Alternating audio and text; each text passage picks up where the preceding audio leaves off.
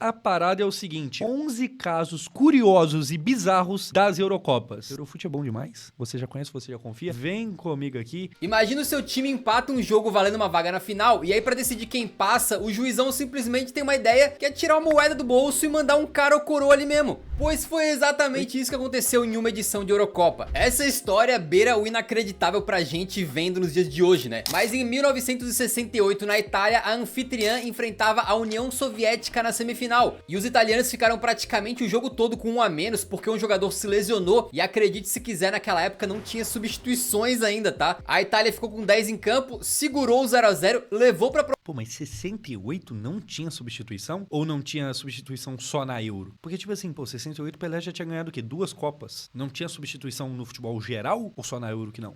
Não sei, fiquei a dúvida. Prorrogação, na prorroga outro jogador se machucou, Bom. também não tinha substituição, então o cara saiu de campo, a Itália ficou com 9 e acabou a prorrogação. Aí agora quem é que vai pra final, né? Vai ser decidido nos pênaltis, que Pedra, papel, tesoura... nada. O juizão chamou os dois capitães pro vestiário, fora da visão dos torcedores, meteu um cara ou coroa. Exatamente, ele tirou a moeda do bolso e decidiu um Chamou os dois pro vestiário e falou, não, quem rebolar melhor pros cri. finalista de Eurocopa com base no cara ou coroa. O capitão italiano Facchetti escolheu coroa, né? E ganhou e voltou do vestiário pro campo pulando de alegria. E só assim que a torcida ficou sabendo que a Itália tinha se classificado, né? E depois os italianos ainda foram lá e venceram a Eurocopa. Então foi um título que em grande parte foi por conta da sorte, né? Pô, mas aí, galera que tá vendo esse corte depois no YouTube, dá um Google aí e comenta aí pro pessoal poder tirar a dúvida. Era só na Euro que não podia, que não tinha substituição, ou no futebol geral? Essa bizarrice fez com que a IFAB, que é o órgão internacional que dita as regras do futebol ali, né, mudasse as coisas e introduzisse a disputa de pênaltis em 1970. Tu vê, não faz tanto tempo assim, o futebol era o caos, cara. E por falar em caos, outra bizarrice que aconteceu em Eurocopa é o seguinte, você já deve ter ouvido falar da regra do gol de ouro. Quando ia pra prorrogação, o time que fizesse o primeiro gol ganhava e o jogo acabava ali. Mas você sabia que a IFAB, em algum momento, achou que seria uma boa ideia criar um irmão do gol de ouro, o gol de prata? Era mais ou menos assim, ó, se os times empatassem, o jogo ia pra prorrogação igual, beleza? Só que se saísse um gol no primeiro tempo da prorrogação, o jogo não acabava logo depois do gol, mas quando chegasse no intervalo do primeiro pro segundo tempo da prorroga, aí sim o jogo se encerraria, não seria necessário jogar o segundo Caralho, freestyle de regra total. Que isso? tempo, entendeu? Só de eu explicar você já viu que a regra não só é confusa, como ela tira aquela emoção que supostamente tinha no gol de ouro, né? De pô, quem fizer primeiro ganha e tal. E o único jogo grande de verdade que utilizou essa regra aí foi numa semifinal de Eurocopa. Foi em 2004, quando a Grécia eliminou a República Tcheca no gol de prata numa semifinal. Caraca. A partir dali, pro bem de todos... Mano, 2004 é recente, pô.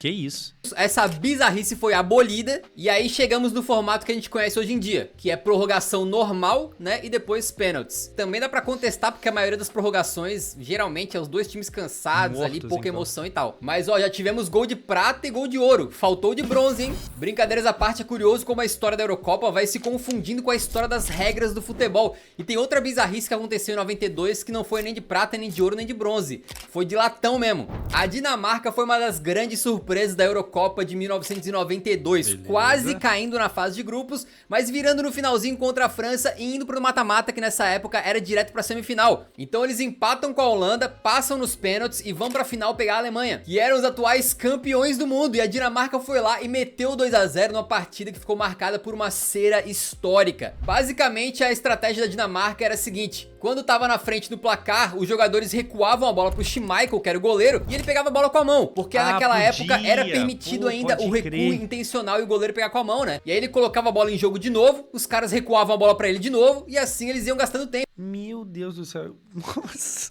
Eles enrolaram tanto nessa final de Eurocopa aí que depois a IFAB resolveu mudar as regras mais uma vez, né? Eles foram lá e proibiram esse lance do goleiro pegar um recuo. Pô, que essa regrinha aqui teria ajudado a gente contra a Croácia é brincadeira, hein?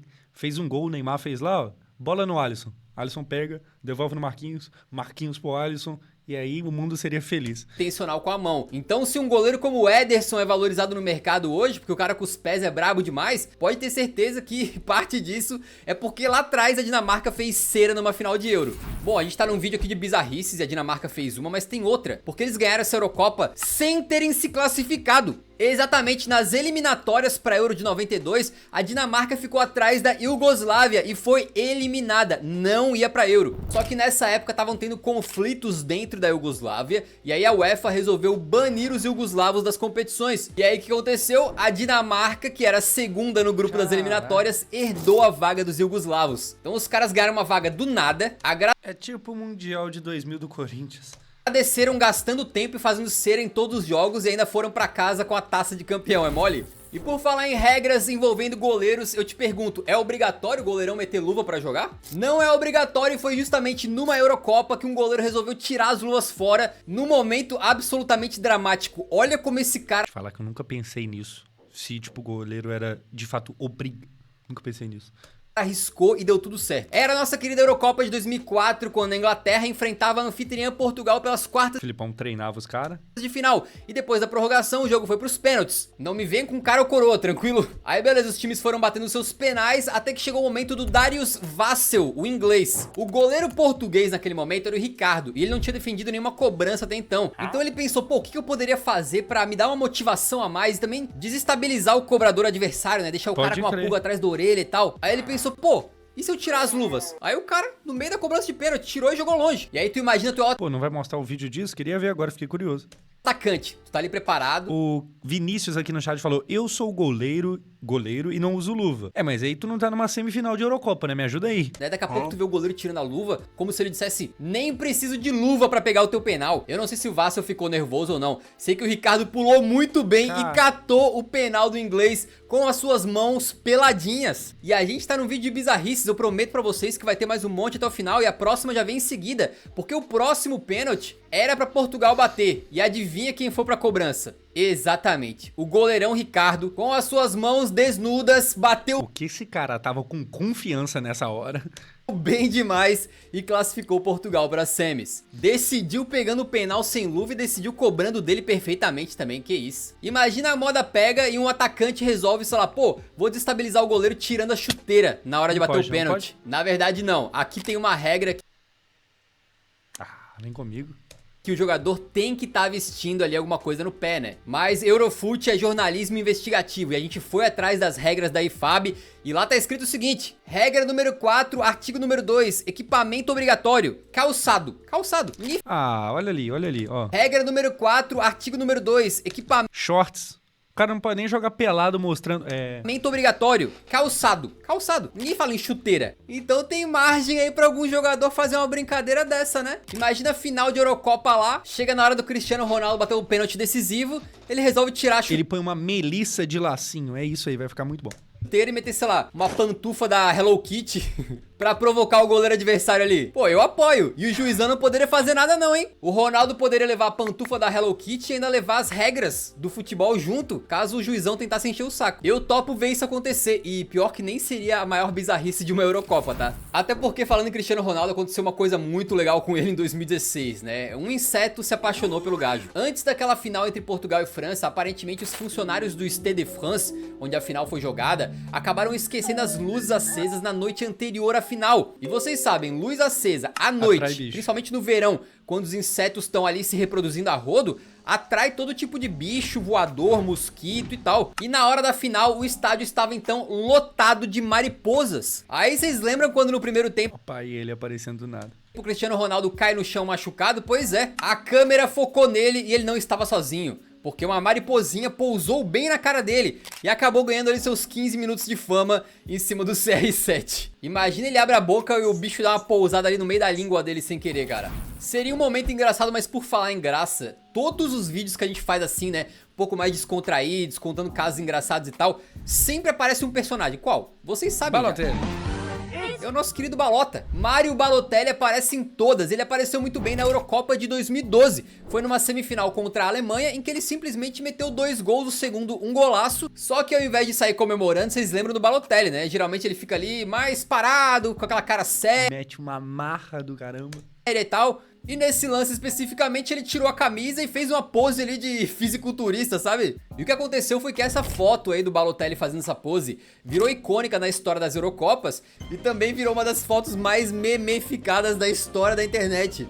Com o Balota aparecendo ali com uma britadeira na mão ou até se transformando no Pokémon Geodude. E por falar em Itália e comemorações bizarras, foi muito doido quando, depois de vencer da Bélgica na Euro de 2016, o Buffon correu pra se pendurar no travessão, mas digamos que não deu muito certo. Caraca. E por falar em não dar muito certo, na Eurocopa de 2012, o Niklas Bentner, né, o famoso Lord Bentner, dinamarquês, meteu o gol contra Portugal e deu uma baixadinha nos shorts pra mostrar a sua cueca na comemoração. Só que a cueca dele tinha um patrocínio ali de Pô, patrocínio é o de menos, eu tô vendo isso aqui.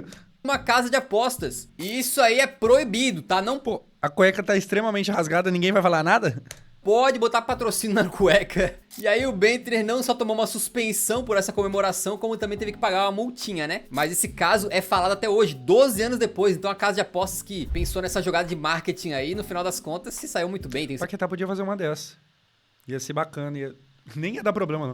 certeza. E por falar em comemorações bizarras, em 1996 o doidão Paul Gascoigne protagonizou outra. É que na concentração da Inglaterra, parece que os jogadores estavam brincando de dentista, né? Como é que era? Amarravam um jogador na cadeira ali, né? Virava a cabeça do cara pra cima assim, e o bartender tacava ali bebida ali dentro, né? E aí voltamos pra dentro de campo quando o Gascoigne marca um gol contra a Escócia e faz essa comemoração aí da cadeira do dentista, né? Zoando o fato de que eles estavam bebendo antes. E por falar em brincadeirinha saudável, né, nas comemorações, já vamos falar de uma das maiores curiosidades das Euros e que já anuncio logo de cara que é meio nojento, tá? Mas vamos lá. Em 88, na Alemanha Ocidental, os anfitriões enfrentavam a Holanda e os holandeses venceram esse jogo de virada nas semifinais. Ok. Só que não foi um jogo tranquilo, esse confronto era um clássico na época. Em especial, o zagueirão holandês Ronald Koeman não estava muito Que foi recentemente técnico do Barcelona. bem das ideias, não. Essa rivalidade vinha de muito tempo, com os holandeses ainda nutrindo um ressentimento pela Alemanha por causa da Segunda Guerra Mundial, e depois esse sentimento ficando forte no futebol, quando em 74 o carrossel holandês perde a final da Copa do Mundo justamente para os alemães. E ao longo da história, alguns holandeses deram declarações bem fortes, né? Como o Johnny Rapp, que afirmou o seguinte: queríamos humilhar os alemães. Enquanto o Van O Brasil também queria. O Davi Luiz queria dar felicidade pra gente. Mas eu nem te conto o que aconteceu. Hannigan disse: o placar não importa, nós só queremos humilhar eles. Mas como diria o nosso querido Gary Lineker, né? Futebol é um jogo simples. 22 homens correm atrás da bola por 90 minutos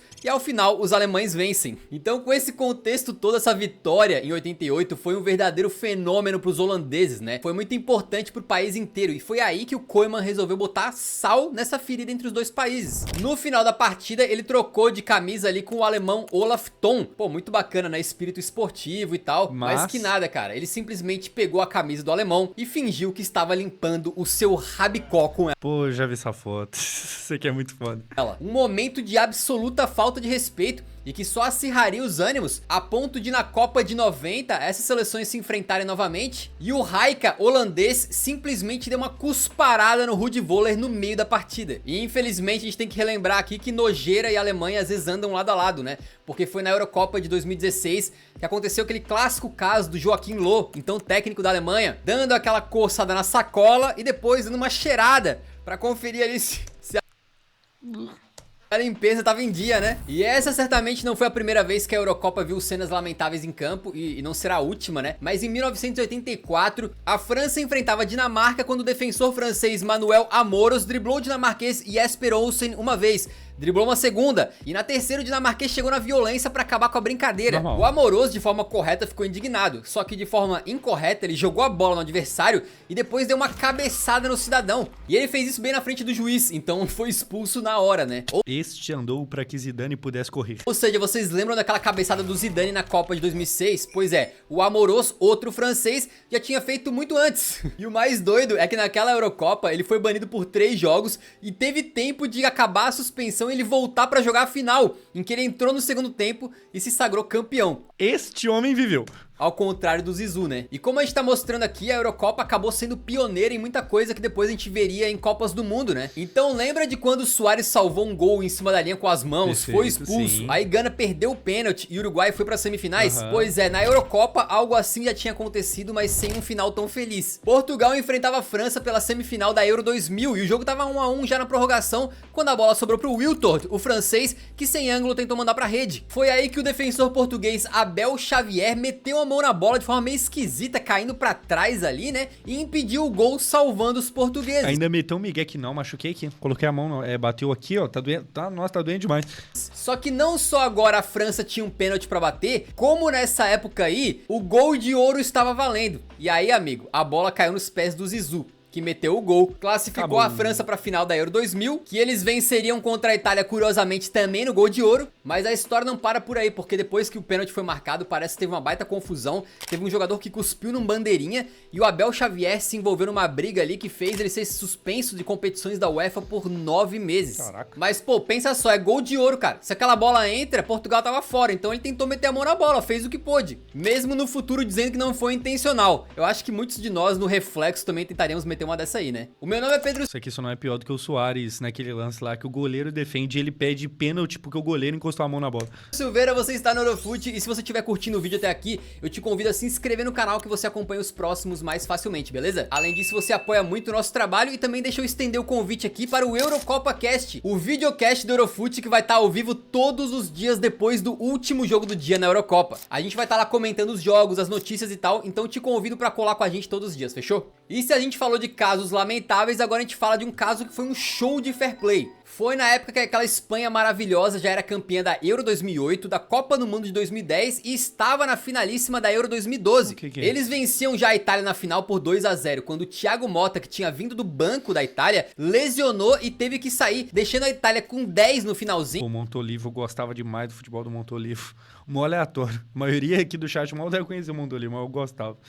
Porque eles não tinham mais substituições pra fazer. A Espanha fez mais 2 e construiu um 4-0 no placar, com o quarto gol saindo aos 43 do segundo tempo e com as comemorações já chegando ali nos 45. E foi aí que a câmera flagrou o goleiro Casillas tentando interferir na arbitragem, mas pro bem. Ele chegou no canto do campo, chamou o bandeirinha e disse: "Juizão, respeito pelo rival, respeito pela Itália, já tá 4-0. Exatamente, ele pediu pro juiz não dar mais acréscimos pra poupar os italianos de mais sofrimento, né? Num ato bem bacana aí do capitão Iker Casillas. E a gente fecha esse vídeo com uma boa curiosidade, você tá ligado na cobrança de pênalti chamada cavadinha. Ela se popularizou muito, inclusive em Copas do Mundo a gente teve batidas icônicas, como a do Zidane e a do Louco Abreu. Mas você sabia que é mais um caso em que a Eurocopa esteve na vanguarda? Exatamente, foi na Eurocopa de 76 na Iugoslávia, que a Tchecoslováquia enfrentava a Alemanha Ocidental na final, com o jogo acabando empatado e indo pros penais. De um lado, a Alemanha tinha o histórico goleiro Sepp Maier, que chegou pra Eurocopa como tricampeão consecutivo da Europa